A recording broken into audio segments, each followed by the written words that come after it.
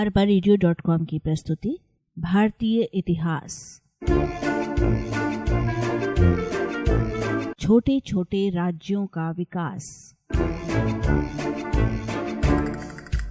छोटे छोटे राज्यों का विकास। सन 650 ईस्वी से 1200 ईस्वी। सन 647 में राजा हर्षवर्धन की मृत्यु हो गई। उसके बाद आने वाले 600 वर्षों तक भारत में कोई भी बड़ा राज्य नहीं बना और पूरे भारत में कई छोटे छोटे राज्य बन गए। ऐसा क्यों हुआ? ये छोटे छोटे राज्य आए कहाँ से? इस समय के प्रमुख राजा कौन कौन थे? उनकी शासन व्यवस्था कैसी थी? ये सभी बातें हम इस पाठ में पढ़ेंगे। नए राजा और राजवंश कैसे बने? सन 650 के आसपास के प्राप्त शिलालेखों और ताम्रपत्रों से पता चलता है कि इस समय भारत में कई शक्तिशाली राजा हुए, जिन्होंने अपने आसपास के इलाकों को जीतकर अपने राज्य में मिला लिया था। लेकिन बाद में इन राजाओं के उत्तराधिकारी उतने योग्य नहीं हुए। इस कारण उनके राज्यों के अधिकारी, प्रांत प्रमुख, सेना प्रमुख आदि अपने इलाकों में ज्यादा आसानी से शासन करते थे और धीरे धीरे उस राजा की अधीनता मानने से भी इनकार करने लगे। उदाहरण के लिए पश्चिम भारत के एक राज्य में राष्ट्रकूट वंश का शासन था, जो पहले चालुक्य राजाओं के कर्मचारी थे, परंतु 8वीं सदी में उन्होंने अपनी ताकत बढ़ाकर अपने आप को स्वतंत्र शासक के रूप में स्थापित कर लिया। कभी कभी ऐसा भी हुआ, किसी शक्तिशाली योद्धा ने अपने साथियों के साथ कमजोर कबीलों और बस्तियों पर आक्रमण कर अपना अधिकार स्थापित कर लिया। आगे चलकर उसने दूसरे इलाकों से ब्राह्मणों, व्यापारियों और किसानों को बुलाकर वहां बसाया और खुद को वहां का राजा घोषित कर लिया। उदाहरण के लिए राजस्थान में जोधपुर के पास घटियाला से मिले एक शिलालेख से पता चलता है, इस क्षेत्र में प्रतिहार वंश के लोगों का शासन इसी तरह स्थापित हुआ था। जबलपुर के निकट त्रिपुरी राज्य के कलचुरियों ने छत्तीसगढ़ में अपना शासन स्थापित किया था। राजा और राज्य बनने के कुछ और भी तरीके थे, जैसे कुछ परिवारों ने जमीन के बड़े बड़े टुकड़ों पर अधिकार कर लिया। उन जमीनों से अच्छी फसलें प्राप्त करने के लिए सिंचाई के नए साधन जैसे कुएं, तालाब, बावड़ी आदि बनवाए। इससे फसल अच्छी होने लगी और वे संपन्न होने लगे। धीरे धीरे उन इलाकों के लोगों पर उनका दबदबा बढ़ता गया और लोग उनकी बातें मानने लगे। इन परिवारों ने अपने को श्रेष्ठ और ऊंचा सिद्ध करने के लिए अपने वंश का संबंध देवताओं व ऋषियों से जोड़ा। उदाहरण के लिए बंगाल में पाल वंश एवं मध्य भारत में कलचुरियों का उत्थान कुछ इसी तरह हुआ था। ब्राह्मणों और भाटों की भूमिका। इन ताकतवर परिवारों को राजवंश के रूप में स्थापित करने और राज्य की व्यवस्था बनाने में ब्राह्मणों ने बड़ी सहायता की। उन दिनों धर्म, ज्ञान और राजकाज चलाने के ज्ञाता के रूप में ब्राह्मणों की बड़ी प्रतिष्ठा थी। इसलिए उत्तर और दक्षिण दोनों ही क्षेत्रों के राजाओं ने गंगा जमुना तट पर बसे ब्राह्मणों को अपने राज्य में बसाया। राजा ब्राह्मणों को कभी कभी पूरे गांव के गांव या फिर गांवों से प्राप्त होने वाला संपूर्ण लगान दान में दे देते थे।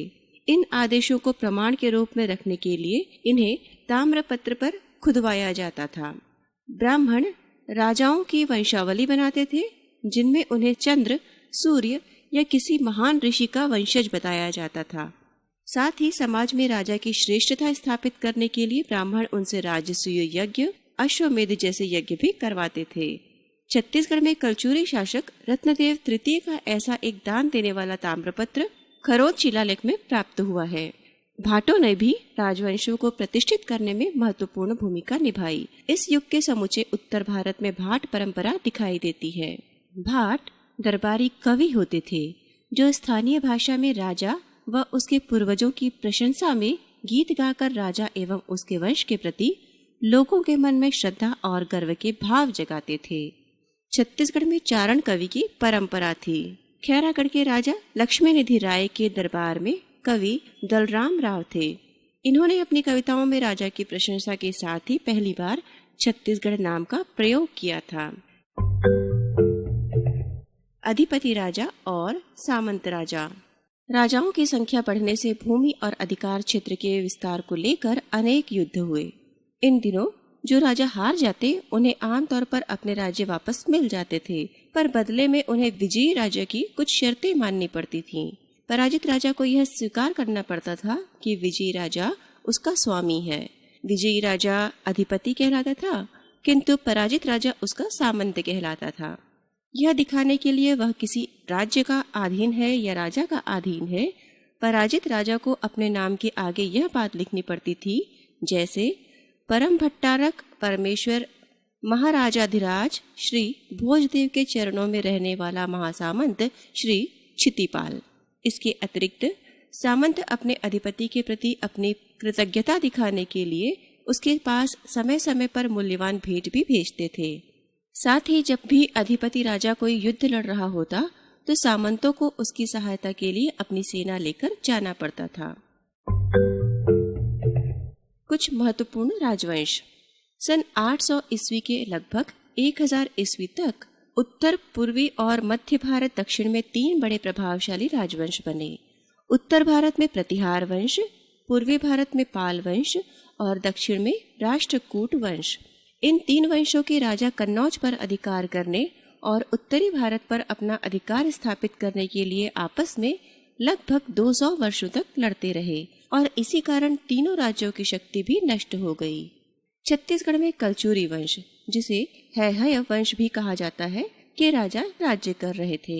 इनमें कलिंगराज, रत्नदेव, जाजल्वदेव आदि प्रमुख हैं। सन 1000 ईस्वी के आसपास कलिंगराज ने समूचे दक्षिण कौशल पर अधिकार कर लिया। उसने तुम्माड़ नगर में अपनी राजधानी स्थापित की और लंबे समय तक स्वतंत्रता पूर्वक शासन किया। इसी वंश के रत्नदेव ने महाकौशल क्षेत्र में रतनपुर को राज्य की नई राजधानी बनाया। उन दिनों महाकौशल के क्षेत्र में रतनपुर के बराबरी का कोई शहर नहीं था। कलचुरी वंश के राजा अपने आप को राजपूत कहते थे।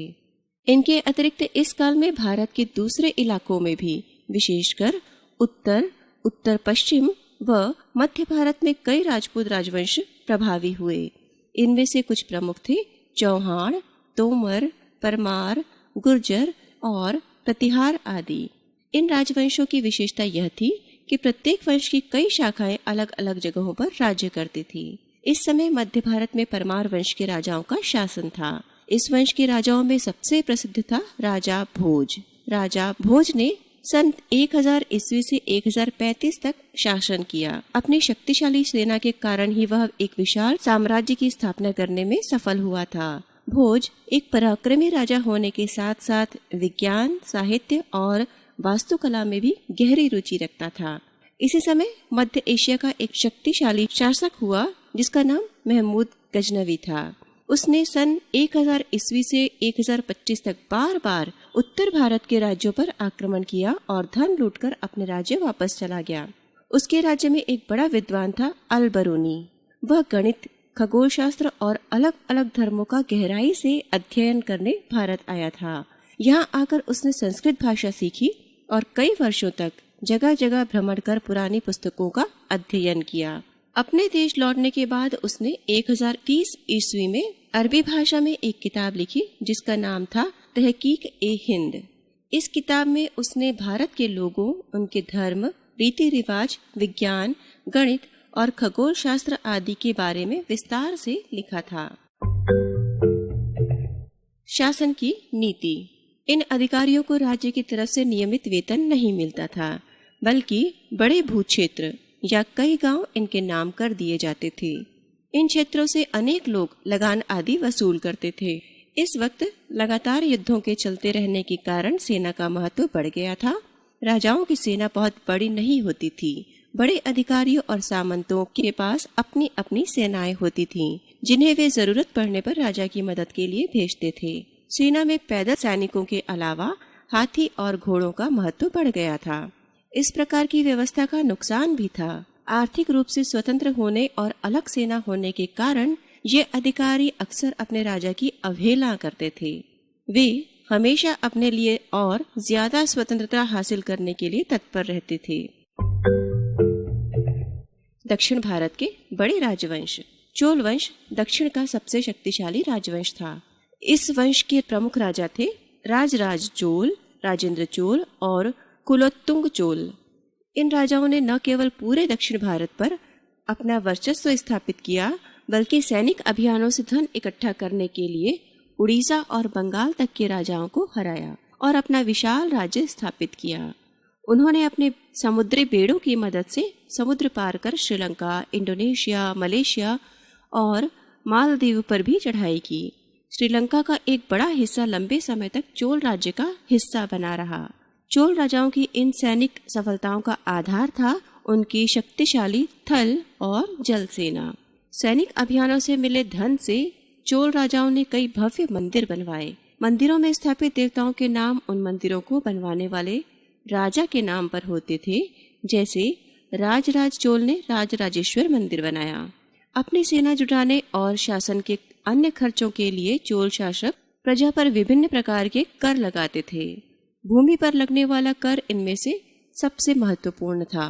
यह कर उत्पादन के 1/3 हिस्से तक होता था। इसके अलावा व्यापार पर लगने वाला कर भी काफी महत्वपूर्ण था। इसी के साथ बड़े निर्माण कार्य जैसे तालाब, नहर आदि को बनाते समय गांव वालों से बेगारी की मांग भी की जाती थी। ग्राम व्यवस्था एवं स्थानीय स्वशासन का इस युग में विकास हुआ। वाचक स्वर कशिश। अरबा रेडियो.com की प्रस्तुति भारतीय इतिहास।